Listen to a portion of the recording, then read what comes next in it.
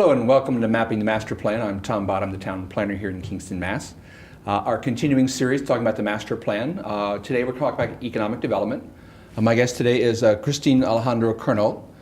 She is the principal and CEO of Marty's GMC. She has a license to correct me whenever I'm wrong, and this is your first chance. It's not really Marty's GMC. Well, thank you for having me today, Tom. First of all, it's Alicandro. Okay. Karnolt. So I guess that would be our first correction today.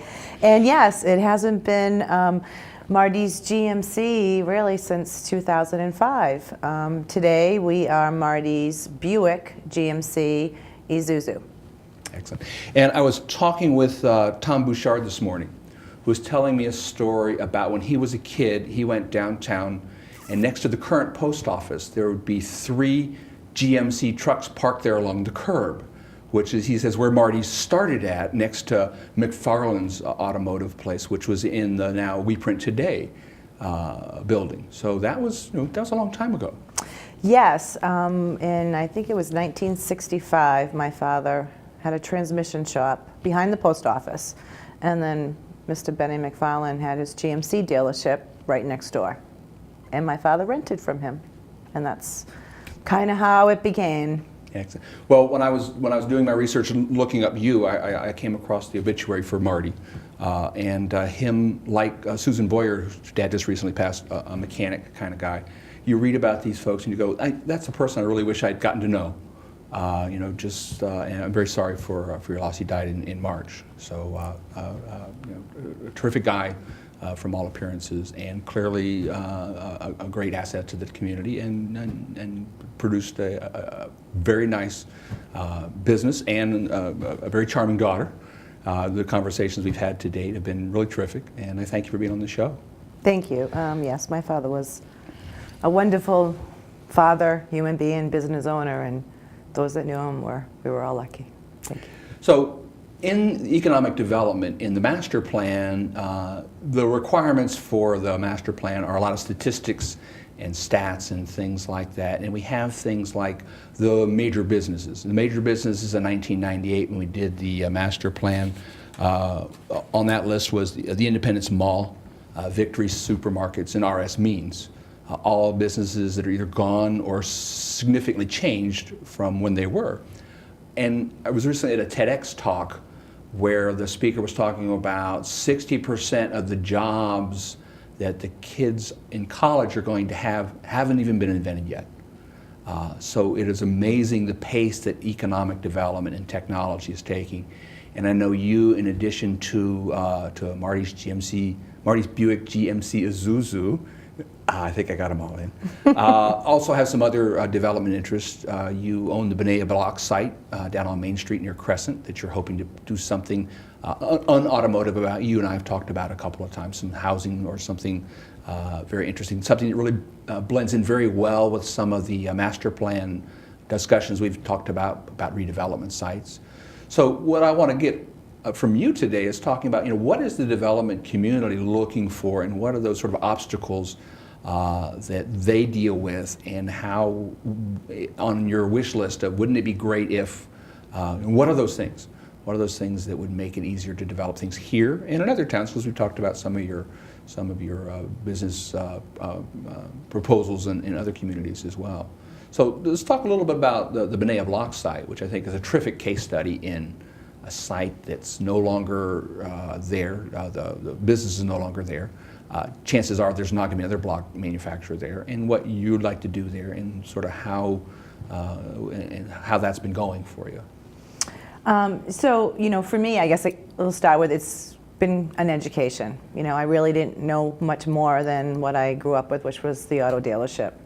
So, like anybody, you think you can just decide to open something or put something in an area, and it's not that easy to do. So the first thing we have to look at is zoning and what the allowed use is for that area. So once we looked into that, the next thing that we look into is, in our case, we were looking at something that maybe could be mixed use, because that seemed to be something the town might be interested in. Absolutely. Or I personally find that our community may have some need for some veteran housing.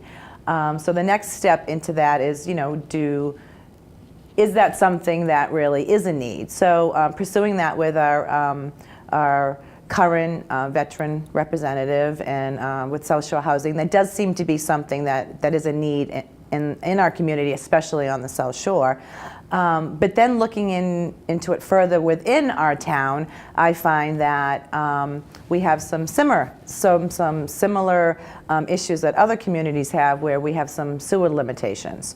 So when I look at the sewer limitations and what feasibly and economically makes sense on that property, we're limited. It only would allow us to put 9 units, which doesn't necessarily make a lot of sense from me, but also from a standpoint from a veteran community, 9 units on more of a commercial type district kind of would make people stand alone, and that's not what we want either. That's exactly. not a big community for veterans. So, so those are some of the things that we're trying to work through with the town. I'm at the very beginning stages of it, and you know, one of the things that kind of excited me about joining you today was really to kind of open it up to see if there's anything that makes sense, that other people have ideas that they'd like to see that we could maybe investigate as a possibility, you know, on that property. What I do know is that I really did not have any intentions of ever making it automotive. I'm not saying that that's never, you know, that's not an option, but that was never really my intentions of doing it. Our first priority when I purchased it was to aesthetically clean it up and make it better than it was. And you've done that very And nicely. Obviously people drive by and they see our vehicles parked there, but it's really a storage facility. We don't sell or service or do anything else out of there. And the sewer has been a conversation we've had in a lot of different venues, at the master plan meetings, at the planning board meetings. There's an issue with sewage capacity for expansion in the town center area, in areas like South Kingston along Main Street. Some of the areas that we've looked at as potential redevelopment site or development expansion sites, and sewage capacity is an issue. We know, people who review developments and things like that, that there's a certain, what's called a pro forma, how much money you have to spend to get a project done, and then you have to pay for that. And typically a bank is going to say, well, how you're going to pay for the money we're going to give you with the developed units you're going to develop. And sewage being that constraint is one of those things that crooks a lot of deals. Where like, I can't redevelop a site and get to where I want to get to without having X number of units, and I can't get X number of units because of the constraints, whether it's zoning or sewage capacity or off-site improvements and things like that. Elaine Fiore, who's the chairman of the Sewer Commission, has asked me and our master plan consultant, Ted Brovich, who's been on the show previously, to look at some of those issues for sewer expansion and funding opportunities and partnerships and things like that, whether it's, you know, low-cost loans or development improvement districts, sort of a special taxation district in those areas that are going to be affected by it. But it's about a $15 million estimate at this point, and that's a lot of money to try to figure out, you know, how to fund that through a certain amount of users. So we continue to look at what are those options for that, and you know, we know that if we want to get the things done we want to get done, redeveloping sites that are functionally obsolete, like the Benea Block site, the Cobb and Drew factory on Foundry Pond is a glorious site, has some serious cleanup issues, stuff to be done there. Once again, one of those sites would develop from more sewage capacity. With the purchase of Hannaford's by Stop and Shop, we've been talking a lot about what's going to happen on that site if Stop and Shop closes Hannaford's, or if Stop and Shop moves to the Hannaford site and closes the Stop and Shop. You know, what do we look at for those sites for redeveloping? So it's currently, you know, always on our mind as planners, trying to look forward, anticipating what might happen, and how do we deal with that? How do we find funding for things like that? You know, as you talk about potential large vacancies and buildings like that, you know, the one thing that I guess I'll appeal to our community, which is really make an effort to shop locally. You know, that's something that I think we have got away from. Larger stores are coming in, and definitely we all find a need to go to some of the larger name stores. But if you can, and you have sometimes just, it's, as a local business owner, I like to give back to my community. So I need people to support me in order for me to do that. And and even if it's a, and we talked about Hannaford's, I mean, when I do shop there, a lot of times that store is unfortunately empty. And, you'll go out of town and, you'll 20 minutes away, a different name brand grocery store, and, it's lines and lines of people, and, the cost of getting there in time and all of that, there's a value to that. And I don't know if sometimes people just think twice. That's all I'm asking, because we do have a lot of things in our community, and I think that people sometimes tend to forget about that, and forget about also that business owners tend to want to repay you in a way that the bigger names don't. And that's that economic multiplier model. When you go and buy something from a local business, those people get paid, and they buy services and things like that from other local businesses, so that money you spend in your community gets recycled through your community by other people's purchases and things like that. As a Plymouth resident, I'll tell you, I start all my shopping trips at Charlie's in North Plymouth, and if I can't find it at Charlie's, I go to Benny's, and if I can't find it at Benny's, then I go, all right, well, what do I do now? And that's an issue with the mall, with the Kingston Collection Mall, is that you can buy socks on the internet. And so they're looking at creating destinations to try to bring people into the mall. They just recently opened Waxy's, O'Connor's Modern Irish Bar. The mall has the theaters, which is their anchor, the thing that differentiates them from other places. But you've got to have that sort of destination to bring people in to do that local shopping, because there's so many things you can buy online in other places. Now, hopefully we'll be able to look at some of the sketch drawings and things like that we did through the master plan. The design charrette, you came for a while. Saturday in October, we were 3 days at the senior center doing a design charrette. It's basically people come and tell their ideas, and we have artists and designers and architects drawing plans and sketches. I think I shared one of the ones for your neighborhood. You did. For the Main Street and Crescent Street area. So one of those things we hope to see after the master plan, and typically you would see, is looking at the zoning. Does our zoning line up with the ideas and the visions that we identified in the master plan through public outreach? And we need more public outreach, and we continue to do that and struggle to get more people, citizenry, and businesses involved in the master plan. But it would be typical to see some zoning changes that come out of the master plan. But even with the zoning change, we still have those other constraints, such as sewer capacity and things like that. So it is it's a tough nut to crack without a well-funded, and nobody's well-funded these days. It'd be nice to be George Soros or the Koch brothers and just say, yeah, we'll just pay for that. But we don't, so we have to find those creative ways to get to those sort of things. And in zoning, we were talking about in another town where you're looking at a prospect for a piece of property, but it's not zoned that way. So you've got that uncertainty of how do I move forward with a development proposal if the zoning's not there. And it takes a long time in Massachusetts to change zoning. And with an open town meeting like in Kingston, and I don't know if it's open or representative town meetings other places, you don't know who's coming or what the prospects are for getting those sort of things done. So zoning, while an issue, still is one of those things that's just one of those steps along the way.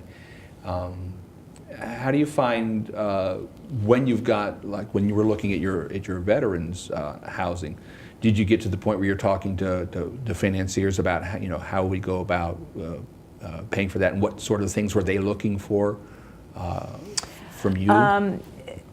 Preliminary for me. We had given them some really basic pro formas. In fact, ironically, I have a meeting with somebody on Monday to discuss potential financing for something like this, because this is all new to me.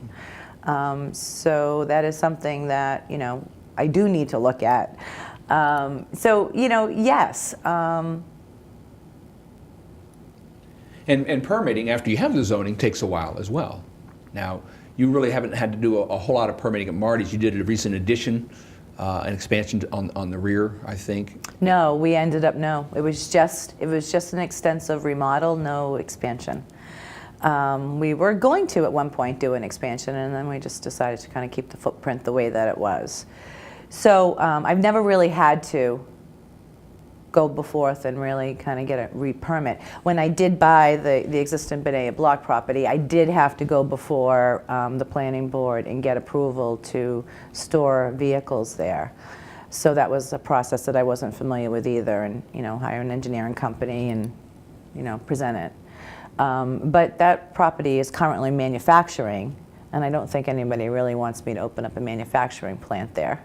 So things like that are some of the things that I think do need to be reconsidered and re-looked at, because what maybe once was a good use is not necessarily currently a good use. Yeah, that's what we call economically obsolescent or functionally obsolescent. That and there's a very successful block place down the street. So I was kind of surprised when I got here. There was two, down the street from each other. But, and that's a prime example. Support your local block company. Don't go to the Lowe's or the Home Depots or some of the bigger name brands, because there is somebody right there. I mean, that's, I think, a prime example of maybe it might be a little bit not as convenient for you, because maybe it's not the one-stop shopping, but support the local business, Kingston block, that's been there. Well, I know when I talked forever. to my mason, which I couldn't afford to hire after he gave me the numbers, he said, yeah, we'll get a couple skids of stones from from Kingston block. So I was happy to know that they were shopping. Of course, that's a big, heavy thing to move. You don't want to transport those very far.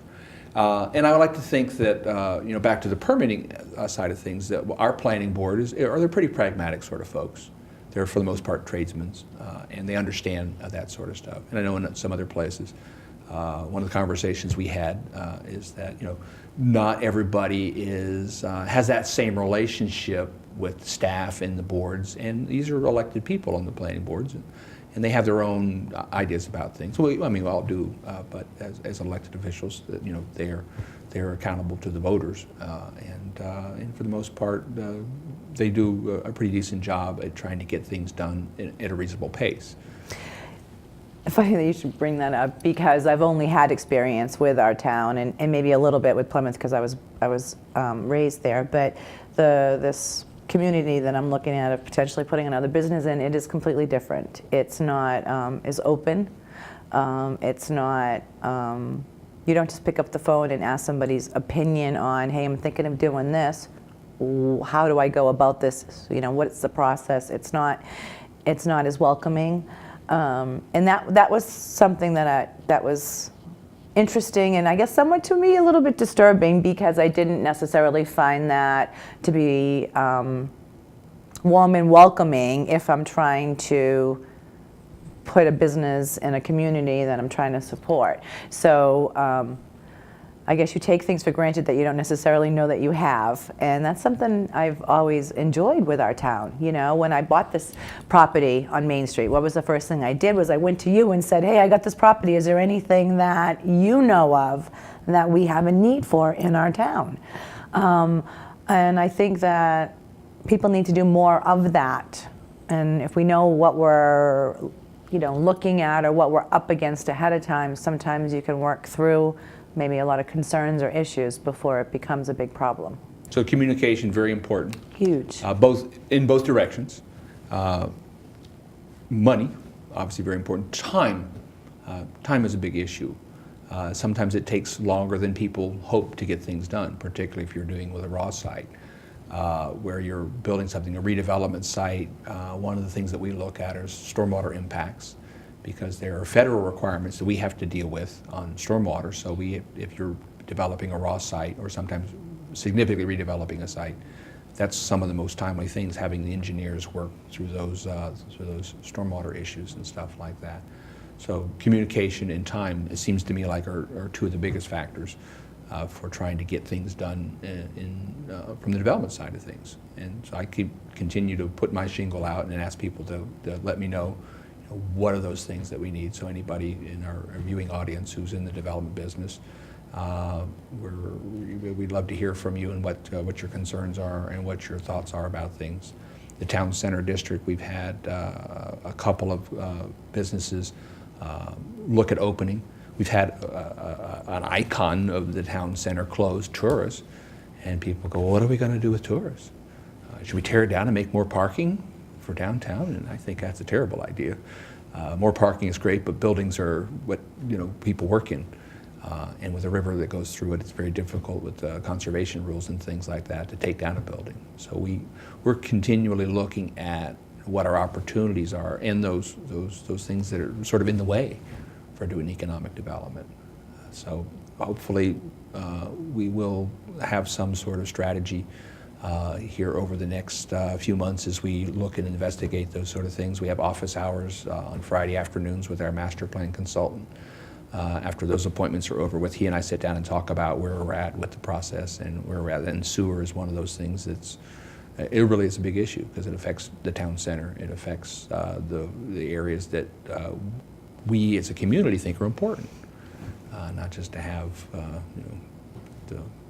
it's a cute little center, but it could be cuter. It could have more things going on there.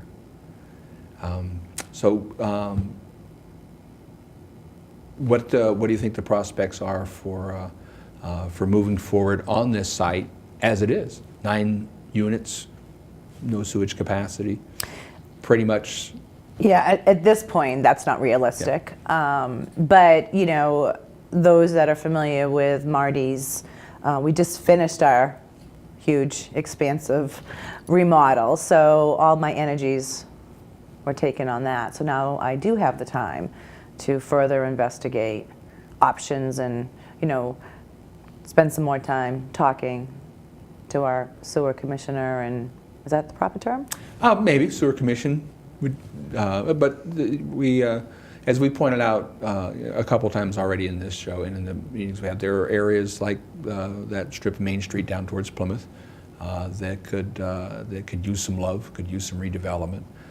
There are people who get concerned about why are we building all these things? Can't we just leave things the way they are? But leaving things the way they are, well, the way things were, there was TERS, there was RS means.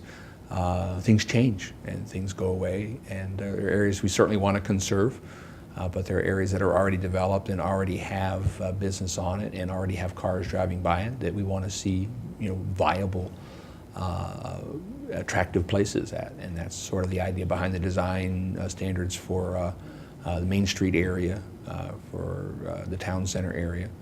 And so moving forward, we hope to look at zoning and look at some strategies for improving development opportunities through an expansive sewer plant. But that is really a tough nut to crack for us. And we're looking at it and using the resources we have to figure out what our options are. And hopefully we'll have very good news. But I don't have very good news right away. So we're working on that. We're wrapping up. We've got, as I said, the time goes pretty fast. We're talking about these sort of things. So anything in closing you want to just sort of press on about economic development or local businesses, or you get the last word for today's show? No, honestly, like I said earlier, if you have any ideas, community, please, come forth. Email myself at Christine@martysbuickgmc.com. Get in touch with Tom. We want to do what we can to make this improved, better community. Excellent. Well, there's a lot of opportunities out there, and we hope to be able to take advantage of those opportunities for business owners, for potential business owners and businesses in town, because it's an important part of your tax base, the businesses.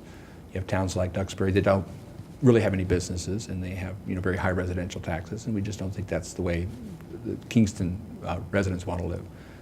It's good to be able to live and work in your town, and we hope to move forward with that on a regular basis. So thanks for coming in. My pleasure. Thanks for inviting me. All righty, we'll be in touch. Thank you. Take care. Thank you.